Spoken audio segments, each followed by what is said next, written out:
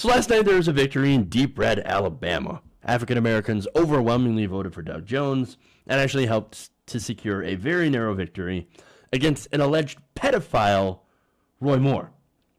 Republicans, oh man, they are not happy about it. Now, the Wall Street Journal published an editorial but that was very interesting, actually, because who they're blaming for this loss is Steve Bannon. Now, they're not blaming the pedophile. No, they're blaming Steve Bannon. Hilarious. Now, this editorial was called, had in it, the Alabama, let me read you a quote. The Alabama result shows that Mr. Bannon cares less about conservative policy victories than he does personal king-making. He wants to depose Mitch McConnell as majority leader, even if it costs Republican Senate control. GOP voters take note. Mr. Bannon is for losers. Losers. Damn. So that's pretty strong. Now, adding to that is Representative Peter King. Now, he lashed out on Twitter early Wednesday morning, tweeting this, quote, "After Alabama disaster, GOP must do the right thing and dump Steve Bannon. His act is tired, inane, and morally vacuous. If we are to make America great again for all Americans, Bannon must go, and go now." He also said this on CNN's New Day. Watch.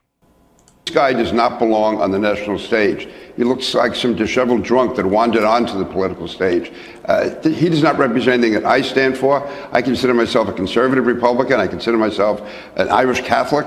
And he sort of parades himself out there with his weird alt-right views that he has. And to me, it's demeaning the whole governmental and political process. This summer, I called on the president to fire him from the, from the White House.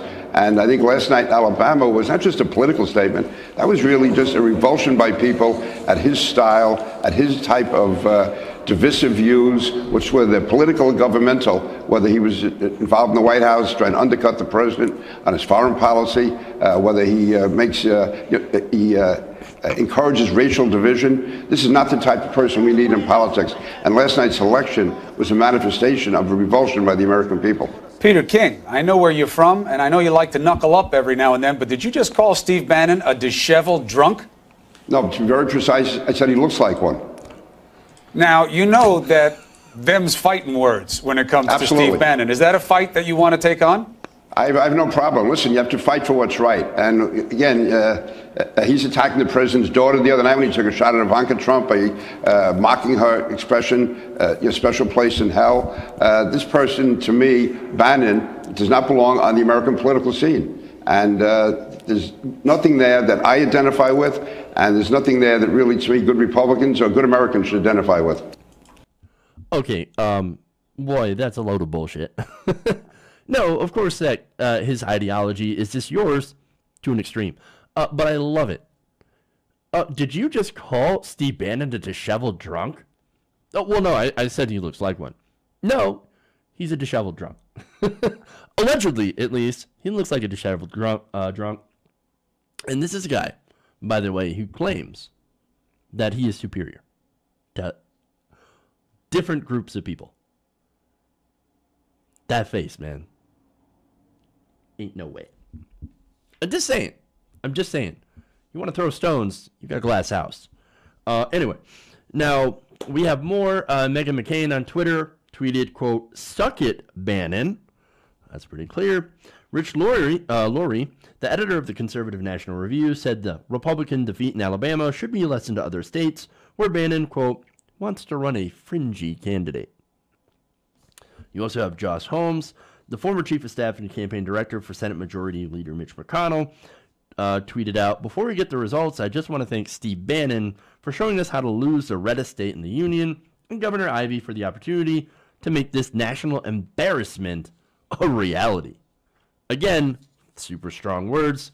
The Senate Leadership Fund also released a statement blaming Bannon for the loss. Quote, "This is a brutal reminder that candidate quality matters regardless of where you are running. Not only did Steve Bannon cost us a critical Senate seat in one of the most Republican states in the country, but he also dragged the President of the United States into this fiasco." So this is the part of the show where I will actually sort of defend Steve Bannon. So you see they have turned their circular firing squad on Steve Bannon, right? Who is basically the logical, I should say, extension of conservative ideology, right?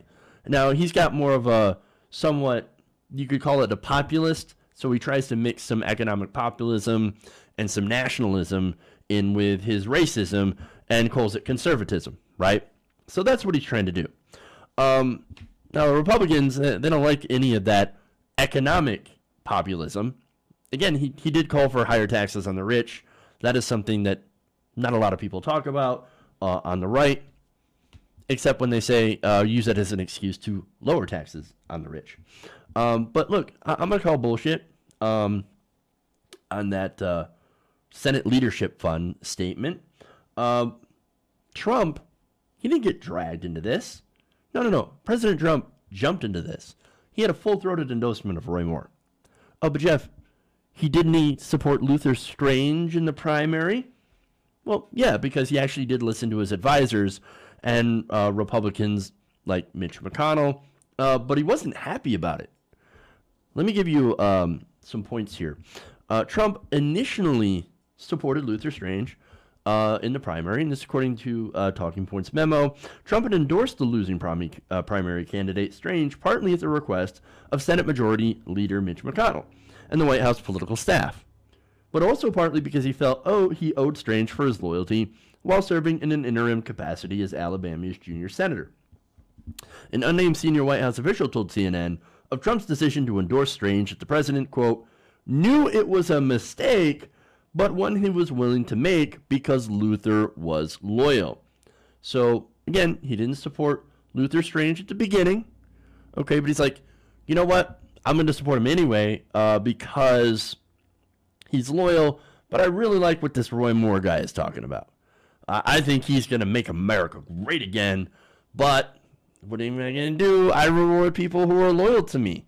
And I don't know this Roy Moore guy yet.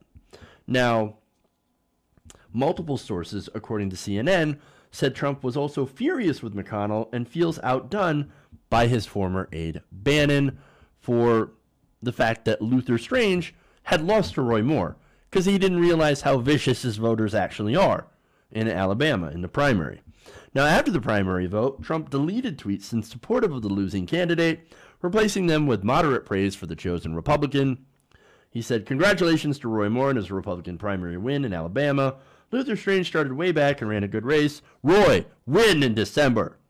And then another tweet, spoke to Roy Moore of Alabama last night for the first time. Sounds like a really great guy who ran a fantastic race. He will help to MAGA. Make America great again. Now, I'm giving you all that context so that I can tell you about a tweet the president put out earlier this morning. Basically, he's like, you know what, Moore, I was right about Moore. You guys should have supported Strange. Quote, the reason I originally endorsed Luther Strange and his numbers went up mightily is that I said Roy Moore will not be able to win in the general election. I was right. Roy worked hard, but the deck was stacked against him. Wait a minute. You said no such thing. No, you were mad. Like, that you had to endorse him and Luther Strange and that he lost, right? The only thing you care about is winning. And so if it's a loss, you're like, oh my God, it's your fault. It's not my fault. It must be someone else's fault.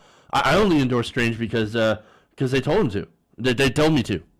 My advisor was Mitch McConnell. I'm so mad at Mitch McConnell. How dare you? I said Strange was going to win, though. I said Roy Moore was going to lose. Well, then why'd you endorse him?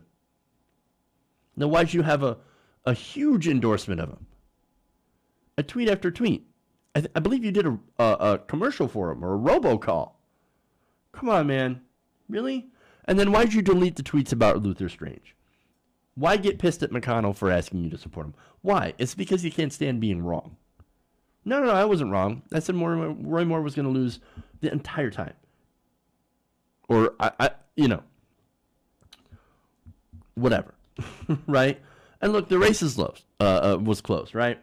And me personally, I can admit when I get things wrong. I actually thought Roy Moore was going to win. I thought the Alabama voters were going to be so barbaric as to vote in somebody like Roy Moore. Turns out I was wrong, barely, because it was only a 1.5% victory. It should have been far more. But I'm actually happy to be wrong. I think this is a victory.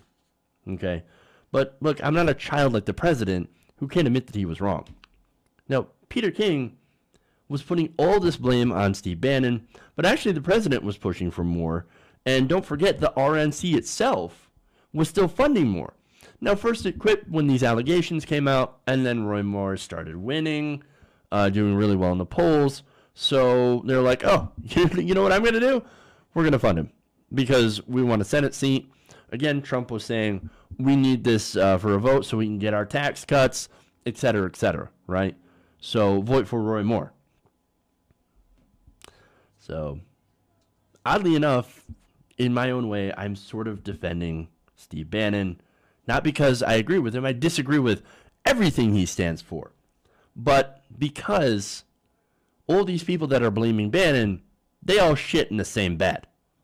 And now they're pointing the finger at him. Hypocrisy, right? Now, there is one senator that I do want to, I guess, showcase how clear he's been about Roy Moore. He's been talking bad about Roy Moore from the beginning. He's a Republican. And he's somebody that I disagree with on, again, just about every single issue. But he has spoke out. He has even supported Doug Jones and sent money to him. And this is Jeff Flake. Now, after Roy Moore had lost the election, he comes out with a tweet that simply says, decency wins. On that, we agree. It may be a low bar, but at least we agree.